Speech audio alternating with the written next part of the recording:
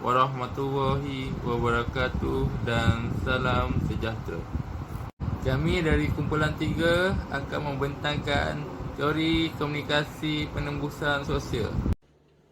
Ahli kumpulan 3 terdiri daripada 5 orang anggota, iaitu Puan Nur Farhanah Afika dengan nombor metri 290232, Siti Aisyah binti Syed Idris 290250, Encik Muhammad Salihin 290172, Muhammad Fakhrul Naim dengan nombor metrik 290488, dan yang seterusnya adalah Encik Adi Nasrul bin Hairum dengan nombor metriknya 290092.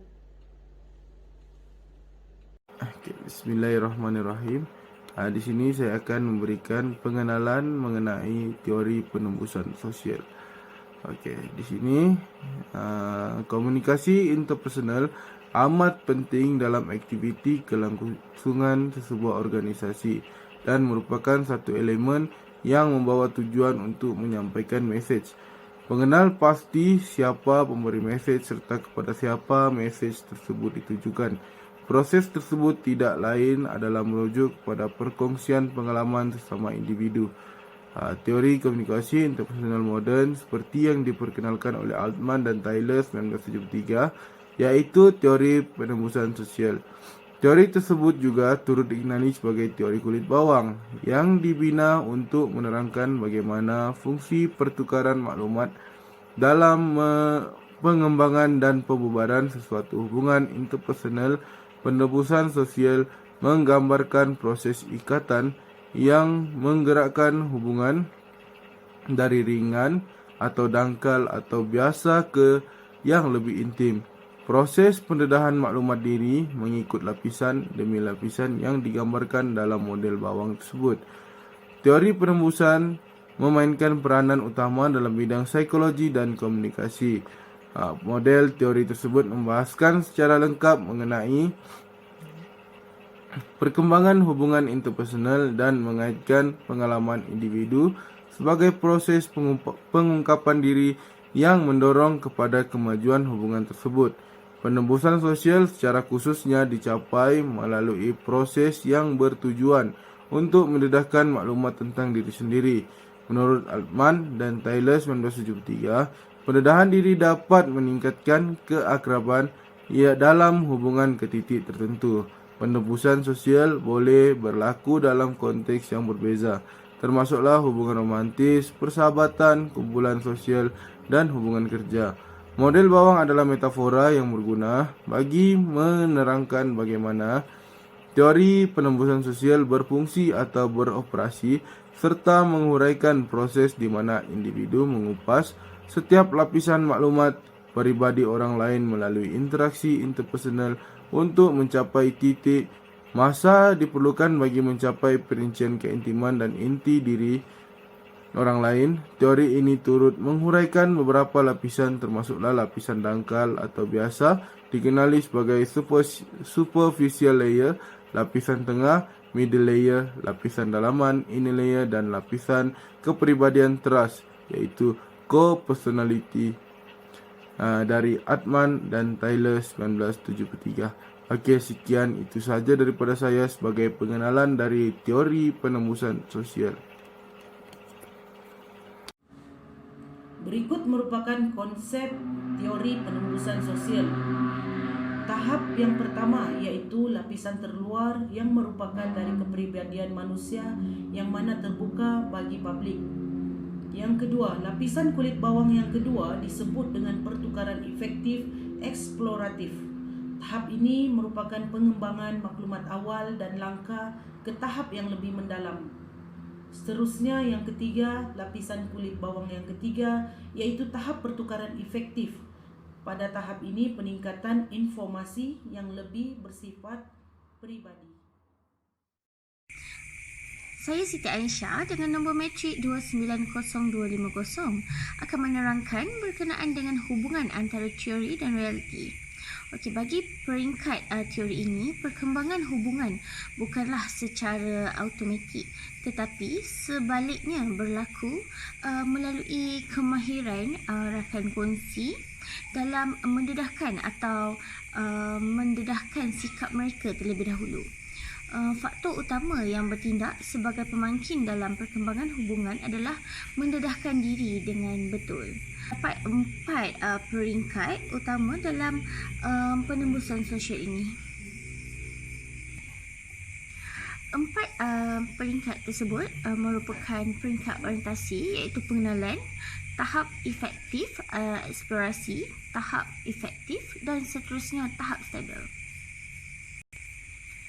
Bagi pada tahap pertama ini, individu terlibat dalam kelompok yang kecil dan mereka akan mengikuti standard keinginan sosial dan norma kesesuaian dengan situasi tersebut. Dan seterusnya, perbualan ringan dan personaliti luaran akan didedahkan, dan perbualan seperti hobi, sukan, kesukaan dan lebih kepada elemen-elemen peribadi yang akan diutarakan dalam perbualan tersebut.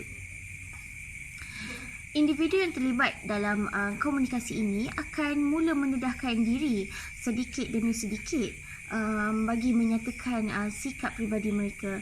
Ini adalah tahap persahabatan yang biasa. Seterusnya, beberapa elemen personaliti didedahkan melalui komunikasi secara lisan ataupun bukan lisan. Individu tersebut akan lebih selesa untuk bercakap mengenai perkara yang melibatkan peribadi. Kritikan dan hujah mungkin juga akan timbul dalam perbualan tersebut, dan sebahagian daripada reaksi yang positif berlaku pada peringkat ini. Hubungan akan menjadi lebih penting kepada kedua-dua pihak, lebih bermakna dan lebih kekal. Berikut merupakan salah satu elemen yang perlu adalah kepercayaan. Sebab apabila seseorang individu mula selesa dalam perbualan, dan akan lahirnya rasa percaya tersebut untuk berkongsi cerita ataupun hobi ataupun perbualan yang lebih kepada peribadi. Hubungan kini mencapai dataran tinggi di mana beberapa pemikiran peribadi, kepercayaan dan juga nilai yang dikongsi bersama, dan setiap orang dapat meramalkan reaksi emosi orang lain. Tidak terkecuali teori bawang, iaitu matlamat yang merupakan matlamat utama teori ini diperkenalkan adalah untuk memahami perkembangan dan dalam perhubungan antara dua individu. Teori ini dinamakan teori bawang kerana ia merupakan peringkat demi peringkat yang perlu dikupas dalam komunikasi tersebut. Atau lebih tepatnya, analogi ini merujuk kepada manusia yang personalitinya perlu dikupas seperti bawang. Manusia akan sentiasa mengupas setiap satu personaliti sehingga sampai ke personaliti yang paling utama. Seterusnya adalah fenomena komunikasi di Malaysia.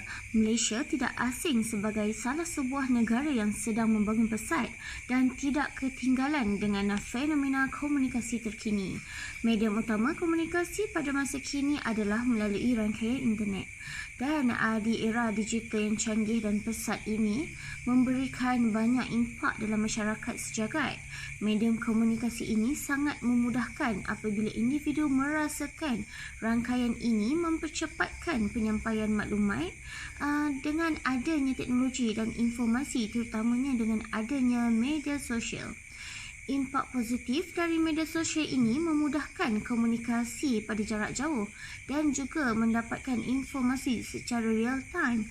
Selain daripada itu, Keberadaan media sosial yang juga menjadi sebuah wadah interaktif bagi seluruh pengguna internet dan juga smartphone, dan ini merupakan salah satu bukti bahawa perkembangan ini memberikan impak yang positif dan diperlukan dalam kehidupan seharian.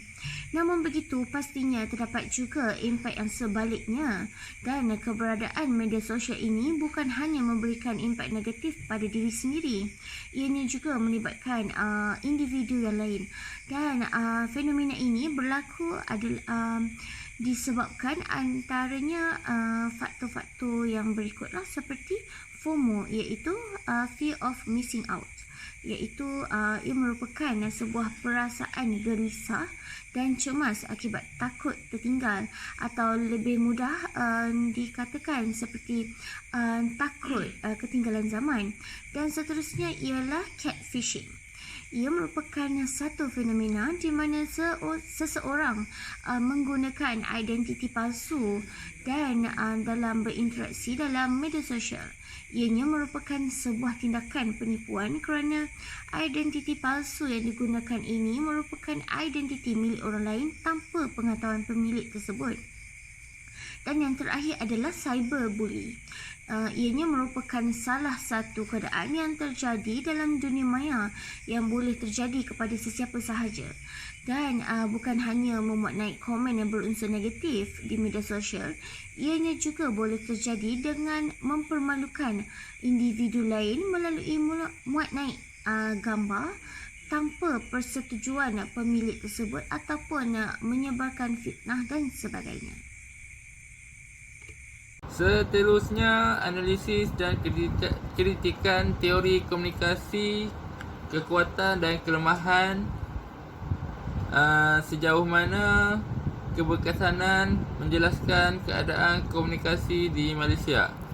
Kekuatan komunikasi penembusan sosial mengikut kepada setengah kajian menyatakan bahawa salah satu kekuatan dalam teori ini adalah interaksi interpersonal serta interaksi online antara individu yang memberi kesan kepada Malaysia, khususnya di antara penghubung masyarakat, pendidikan dan perancangan komunikasi digital.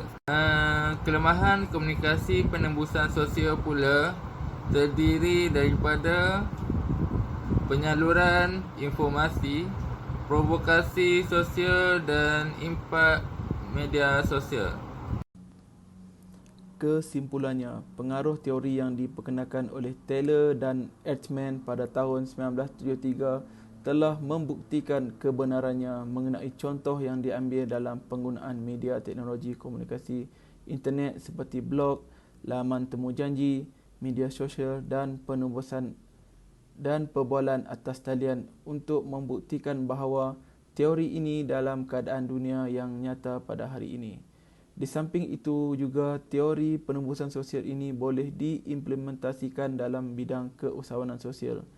Pertambahan bilangan usahawan yang berkecimpung dalam bidang keusahawanan umumnya dan keusahawanan sosial khususnya dapat membuka serta menawarkan lebih banyak peluang pekerjaan kepada komuniti di Malaysia. Sedikit demi sedikit budaya makan gaji akan dapat dikurangkan dan dihakis dalam masyarakat serta memungkinkan kewujudan usahawan sosial dalam kalangan graduan yang berkualiti di pasaran kerja serta komuniti. Maka dalam usaha memberi kesedaran, membentuk pengetahuan dan menyematkan kecenderungan terhadap kejayaan keusahawanan sosial dalam kalangan komuniti di negara ini, faktor pendorong dan penarik kepada kejayaan keusahawanan tersebut perlu dikenal pasti serta dipertingkatkan. Pelajar sebagai aset komuniti yang bakal mewarnai dunia pekerjaan atau guna tenaga negara suatu masa nanti. Ia perlu diberikan pendedahan terhadap inspirasi kejayaan keusahawanan sosial yang mencukupi dan sewajarnya agar mereka boleh memilih bidang tersebut selepas tamat pengajian nanti. tidak hanya mengharapkan kepada makan gaji semata-mata. Inspirasi kejayaan keusahawanan sosial adalah tidak mustahil dapat dibentuk menerusi pendidikan dengan menyediakan kurikulum dan ko-kurikulum yang bersesuaian serta kaedah penyampaian, pengajaran dan pembelajaran yang berkesan. Diharapkan agar pencerahan berkaitan peranan dan peluang keusahawanan sosial dalam meningkatkan sosioekonomi komuniti ini berupaya membuka ruang untuk diskusi yang lebih mendalam berkaitan bidang ini, sekaligus memupuk kecenderungan lebih ramai ahli komuniti di negara ini untuk menjadikannya sebagai aktiviti untuk melonjak lagi tahap sosioekonomi komuniti dan negara.